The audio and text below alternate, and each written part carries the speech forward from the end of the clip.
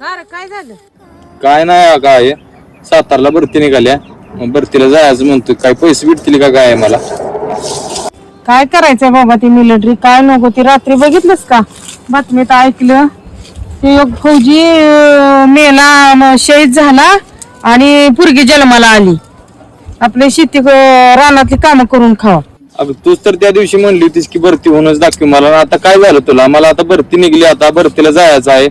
तुला पैसे द्यायला काय होती सांग मला. ती काय मला सांगू नकोस, नाही जायचं भरतीला. अगं आहे त्या फौजींच्या बद्दल सगळ्यांनी जर असं वाईट विचार केलं की बाबा की मिलिटरी जायचं नाही तर मग भरती तरी कोण होणार? आणि मला कशाला सांगितलं आधी की भरतीला जा म्हणून? कसा पुसावा